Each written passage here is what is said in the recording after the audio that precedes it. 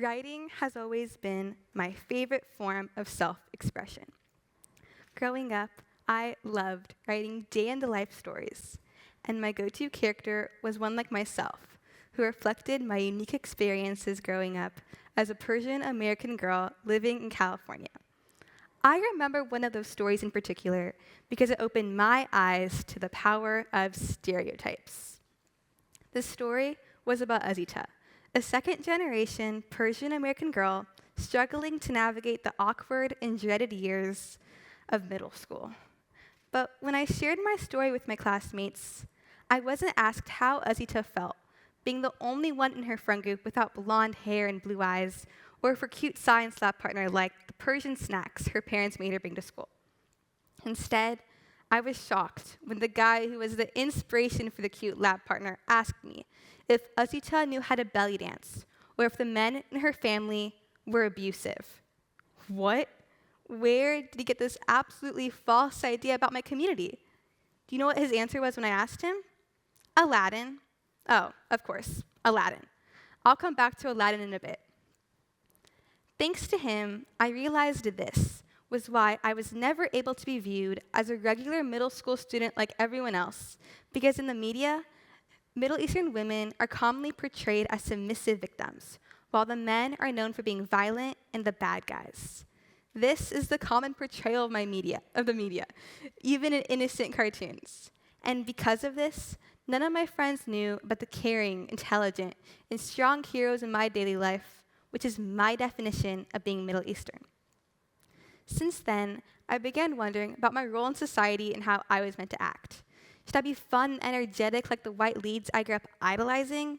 Or shy and quiet like background character number 2, an antisocial immigrant added for diversity that was intended to represent my community? I did not want to be like those characters, yet found myself being viewed as one of my others without any control. I felt stuck to this Middle Eastern stereotype I was in no way proud to be associated with. Even worse, I felt ashamed and wasn't proud to be myself.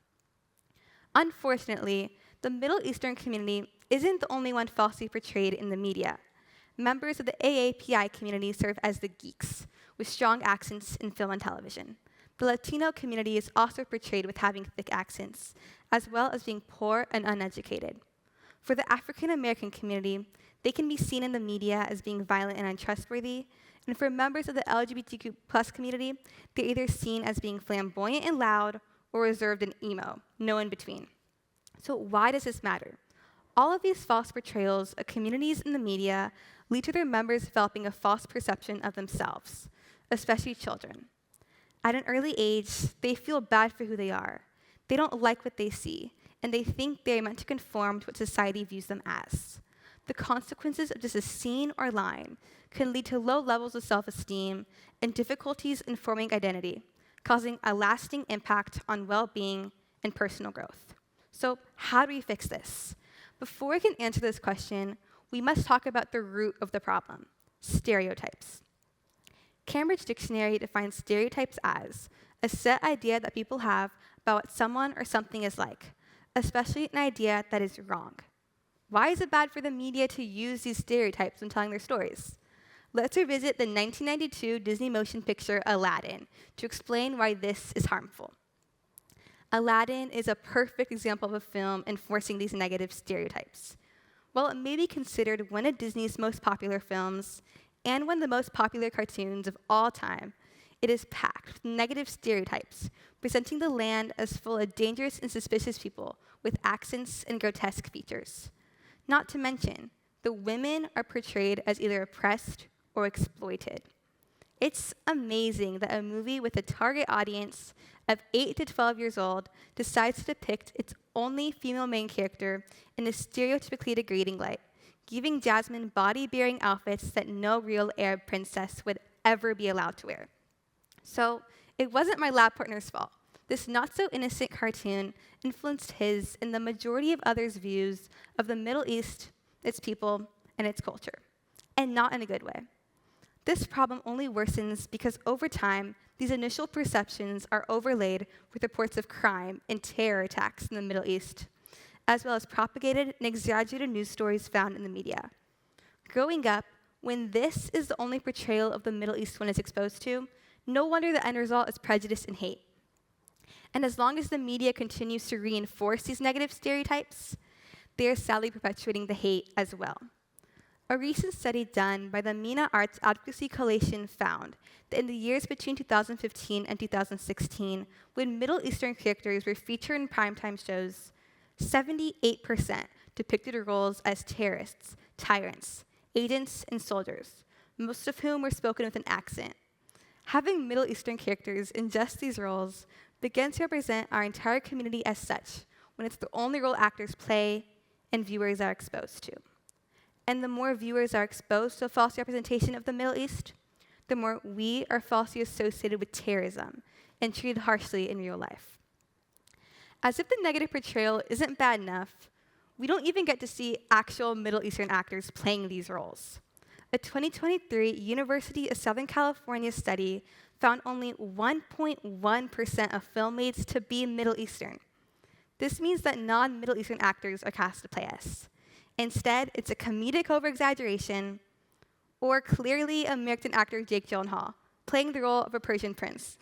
This trend has been going on for decades.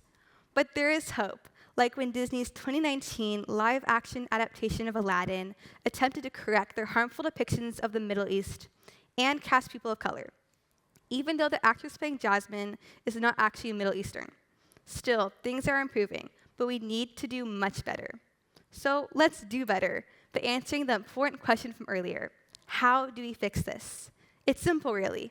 With good media representation, it must be well-researched, accurate, and respectful. Enough of the stereotypical terrorist and soldier roles. Instead, let's see Middle Easterners portrayed as funny, loving, and hardworking people, because that's who we really are, just like everyone else. And that's exactly what Iranian actress Nasmin Pedrad did with her sitcom Chad, a comedy about a Middle Eastern family to show the similarities that we share with others. We need more shows like that, so let's make them. How can we ensure more accurate and authentic stories are being told? First, there needs to be an increase in Middle Eastern storytellers.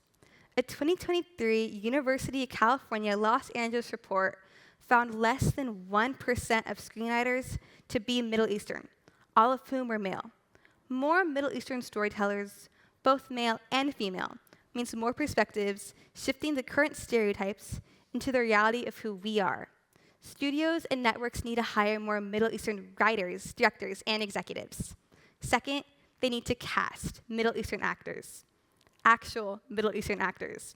I promise you, they exist. Seeing someone like yourself who you admire in what you watch allows you to connect to your culture and feel proud of it. And feel good about yourself. You know what? I think I was onto something with my story about Azita. It brought about a much-needed discussion on harmful stereotypes. And who knows, maybe one day my story can be seen on the big screen.